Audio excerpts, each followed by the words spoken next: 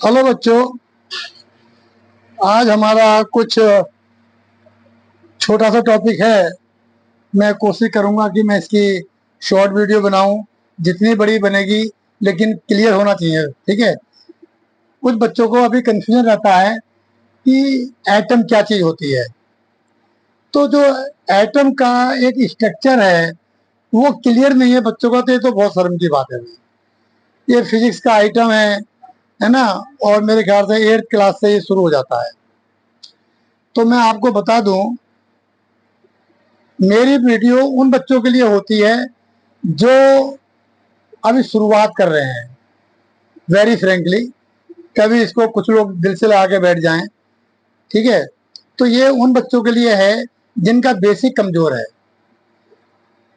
ऐसी वीडियो सिर्फ मैं उन लोगों के लिए बनाता हूं जो, जैसे कि अगर कोई अंग्रेजी सीख रहा है तो उसको ABCD नहीं पता, अल्फाबेट क्या होते हैं। तो इस तरीके से ये मेरा वीडियो है, क्योंकि एटम का एक्चुअल में कुछ बच्चे कहते हैं एटम देखने में कैसा लगता है, कितना बड़ा होता है, इसका कलर कैसा होता है। अब अलग अलग बच्चे अलग अलग, देखिए बच्चों की सोच तो बच्चों जैसी रहेगी। जब उन्हें कुछ भी नहीं पता है तो वो तो लगाएंगे हिसाब, भाई ये एटम होता क्या चीज है।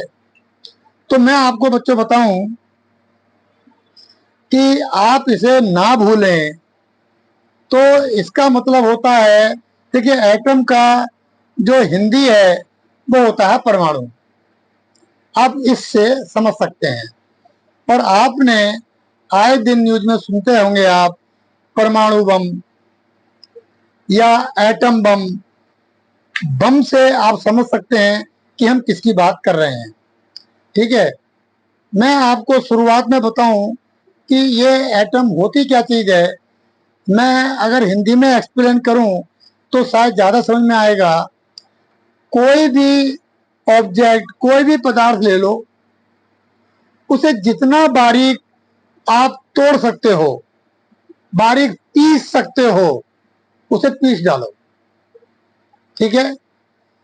जब उससे ज्यादा, जब हम किसी भी कण को दो या दो से अधिक भागों में तोड़ नहीं सकते तो उसको कहते हैं हम अणु। अणु की जो डेफिनेशन है वो यही है कि पदार्थ का वो छोटे से छोटा कण जिसे हम दो या दो से अधिक हिस्से में बांट नहीं सकते, तोड़ नहीं सकते, डिवाइड नहीं कर सकते, तो इसे कहते हैं हम लोग अणु। अब अणु, अणु के अंदर जो अणु बना होता है वो परमाणु से मिलकर बना होता है। अब आप लगा लीजिए कि जो एटम है, परमाणु है, कितना छोटा हो गया। आप समझे आप कि आप पहले आइडिया लगाओ कि कितना छोटा है एटम, परमाणु कितना छोटा हो गया। यानी पदार्थ का वो छोटे से छोटा टुकड़ा जिसे हम दो या दो से अधिक हिस्सों में तोड़ नहीं सकते, उसे अणु कहते हैं। और अणु परमाणुओं से मिलकर बना होता है। ये तो बात क्लियर हो गई। अब जो एक परमाणु है, अब मैं एक परमाणु की बात कर रहा हूं। एटम तो बहुत छोटा हो गया, एटम को तो देख सकते हैं हम, ठीक है ना, बहुत छोटा हो गया। एटम को तो हम नंगी आंखों से भी देख सकते हैं, किसी माइक्रोस्कोप की जरूरत नहीं है हमें। अब जो हमारा परमाणु है, मैं उसका जो बना रहा हूं एक डायग्राम बनाऊंगा मैं, तो वो ये मत सोच लेना कि परमाणु का यही होता है शेप। मैं सिर्फ बना रहा हूं कि सपोज किसी भी एटम का, परमाणु का जो शेप है, मान लो वो ऐसी है। हम मानते हैं ऐसे, ऐसी होती नहीं है, कभी इसी को दिल से लगा के बैठ जाएं। अब इसके अंदर मैंने क्यों बनाया है ये, एक होता है न्यूक्लियस। अब देखिए कितना छोटा परमाणु हो गया। ठीक है। अब उसके अंदर भी क्या होता है, न्यूक्लियस होता है। न्यूक्लियस को हिंदी में हम लोग कहते हैं नाभिकीय। जैसे इंसान की नाभि होती है, ऐसे उस एटम के भी एक न्यूक्लियस होता है, नाभिकीय होती है। मैं अगर इसको ना बनाऊं तो ज्यादा अच्छा रहेगा, क्योंकि जब मैं इसकी ऑर्बिट बनाऊंगा वो थोड़ी बड़ी हो जाएंगी। ठीक है, तो मैं इसको ना बनाऊं तो ज्यादा अच्छा है। अब इसको छोड़ो, इसकी शेप को। अणु के अंदर जो परमाणु है और परमाणु के अंदर जो न्यूक्लियस होता है, मैं न्यूक्लियस बनाता हूं। सपोज सेंटर में होता है उसके, और वो बहुत छोटा होता है, ऐसा होता है। आप ये मान लीजिए, ठीक है। या फिर जो मैंने पहले बनाया था, ऐसा होता है। अब इस न्यूक्लियस के अंदर दो चीजें और होती हैं, प्रोटॉन और एक होता है न्यूट्रॉन। प्रोटॉन और न्यूट्रॉन, जिन लोगों ने पढ़ा होगा उन्हें तो आनंद आ रहा होगा कि हाँ जी हाँ होते हैं, आगे बताओ। तो प्रोटॉन और न्यूट्रॉन, ये किसी एटम का न्यूक्लियस है जो उसके सेंटर में होता है। प्रोटॉन पे पॉजिटिव चार्ज होता है, प्रोटॉन पे क्या होता है, पॉजिटिव पॉजिटिव चार्ज होता है प्रोटॉन के ऊपर, और न्यूट्रॉन पे कोई चार्ज ही नहीं होता। ठीक है, न्यूट्रॉन पे कोई भी चार्ज नहीं होता। कभी आप समझ लो कि नेगेटिव होता है, बिल्कुल नहीं। न्यूट्रॉन पे कोई चार्ज नहीं होता, प्रोटॉन पे पॉजिटिव चार्ज होता है। एक चीज अभी और छुपा के रखी है हमने, वो है इलेक्ट्रॉन। लेकिन माफ करना, इलेक्ट्रॉन इस न्यूक्लियस के अंदर नहीं होते। इलेक्ट्रॉन एक ऐसा आइटम है कि बहुत ही हल्का होता है, बहुत ज्यादा हल्का होता है। इतना हल्का होता है कि वो यहाँ टिक ही नहीं पाता न्यूक्लियस में। वो न्यूक्लियस के चारों तरफ घूमता रहता है अपनी एक निश्चित कक्षा के अंदर, यानी कि ऑर्बिट के अंदर। वो कक्षा कैसी होती है ऑर्बिट, मैं वो आपको बता देता हूं।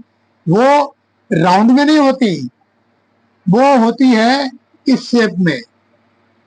आपने देखा भी होगा, फिजिक्स के ऊपर किताब बनी, किताब के ऊपर ही सिंबल होते हैं इस तरह के।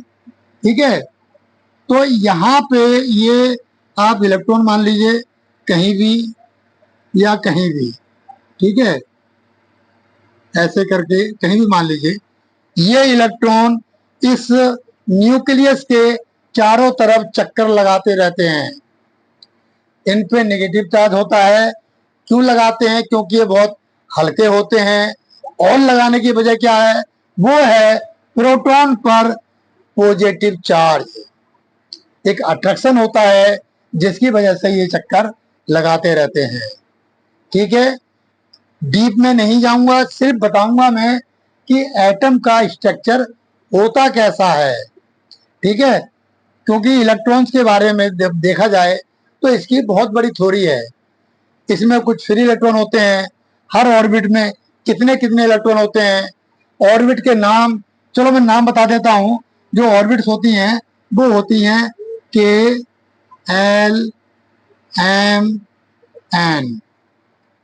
हर ऑर्बिट में निश्चित इलेक्ट्रॉन होते हैं, और जिसमें अगर इलेक्ट्रॉन कम या ज्यादा है एक आध, और जो ज्यादा होता है उसको कहते हैं फ्री इलेक्ट्रॉन।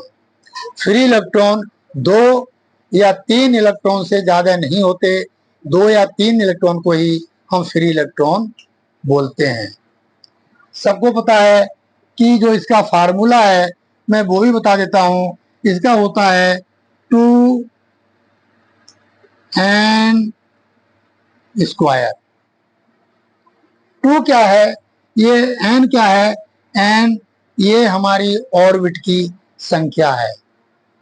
कौन सी संख्या, मान लीजिए मैं एक मान लेता हूं, तो 2 इंटू 1 का स्क्वायर इजकल टू 2। यानी कि जो फर्स्ट ऑर्बिट है उसके अंदर 2 इलेक्ट्रॉन होंगे। ठीक है, इसी तरीके से हम के, एल, एम, एन किसी में भी आराम से पता लगा सकते हैं कि कौन सी कक्षा में कौन से ऑर्बिट में कितने इलेक्ट्रॉन हैं। ठीक है, एक एग्जांपल मैं और ले लेता हूँ। सपोज सेकंड वाली कक्षा यानी कि एल में, तो 2 × 2 का स्क्वायर यानी कि 2 × 4 = 8। आपने पढ़ा भी होगा। ठीक है, अगर मान लीजिए इसमें अगर इलेक्ट्रॉन मान लीजिए 8 ना होकर के ज्यादा है, कोई इलेक्ट्रॉन, 1 इलेक्ट्रॉन, 2 इलेक्ट्रॉन, जो भी है, तो वो हो जाएगा फिर आपका फ्री इलेक्ट्रॉन। ठीक है, तो उसे कहते हैं हम लोग फ्री इलेक्ट्रॉन। तो ये बीच में नाभिकीय हो गया, ये हमारी ऑर्बिट हो गई। मैं इलेक्ट्रॉन का जो हल्कापन है वो आपको बता दूं कि ये प्रोटॉन का जो होता है कि प्रोटॉन से कई गुना हल्का होता है। ठीक है, ये प्रोटॉन से कई गुना हल्का होता है। एग्जैक्ट संख्या मैं नहीं बता सकता, लेकिन बहुत ही हल्का होता है। प्रोटॉन के मुकाबले बहुत हल्का होता है, नेगेटिव चार्ज होता है, इसे हम देख नहीं सकते। एक जानकारी बता दूं, आउट ऑफ सिलेबस जो हमारी इलेक्ट्रिसिटी करंट फ्लो करती है वो इलेक्ट्रॉन की वजह से ही करती है। और वो इलेक्ट्रॉन कौन से होते हैं? वो होते हैं फ्री इलेक्ट्रॉन। उनकी वजह से ही हमारी जो इलेक्ट्रिसिटी है फ्लो करती है। ओके बच्चों, तो ये हो गया हमारा स्ट्रक्चर ऑफ एटम। जो एटम है उसका स्ट्रक्चर क्या है, एक बार मैं फिर से रिवीजन करा दूं आपका कि कोई भी पदार्थ का वो छोटे से छोटा कण जिसको हम 2 या 2 से अधिक हिस्सों में तोड़ नहीं सकते, बांट नहीं सकते, उसे हम क्या कहते हैं? अणु कहते हैं। और अणु परमाणुओं से मिलकर बना होता है, और एक परमाणु के, हर परमाणु के नाभिक के बीच में एक नाभिक होता है, और उस नाभिक के अंदर प्रोटॉन और न्यूट्रॉन होते हैं। प्रोटॉन पे पॉजिटिव चार्ज होता है, न्यूट्रॉन पे कोई चार्ज नहीं होता। ठीक है, ये इसकी पूरी कहानी है। इसकी जो ऑर्बिट है वो बिल्कुल गोल सर्कल नहीं होती, थोड़ा अंडे की शेप में होती हैं। और एक चीज और जानकारी के लिए बता दूं, यहाँ तक कि हमारे अंतरिक्ष में जितने भी ग्रह घूमते हैं वो उनकी यही डायरेक्शन होती है। हमारी पृथ्वी भी अगर सूर्य की चारों तरफ चक्कर लगाती है तो उसकी जो ऑर्बिट होती है इसी शेप की होती है, बिल्कुल गोल नहीं होती, ये ध्यान रखना। तो ये हमारा चमत्कार है सृष्टि का कि जो भी कोई चक्कर लगाता है अपने से बड़े ऑब्जेक्ट के चारों तरफ, तो उसकी शेप यही होती है। ठीक है, अंडे की शेप होती है, बिल्कुल गोल नहीं होती। तो ये मेरा छोटा सा टॉपिक था आज का। ठीक है, बाकी किसी दिन बताते हैं और डीपली। आज थोड़ा डीपली भी नहीं जा पा रहा हूँ, लेकिन यही डिमांड थी बच्चों की कि भाई ये होता कैसा है। तो बस और कुछ नहीं है, ये इसको ज्यादा बड़ा मैं इसको टॉपिक को नहीं कर रहा हूँ, आगे बढ़ाते हैं फिर नेक्स्ट वीडियो में। ओके, तब तक के लिए गुड नाइट।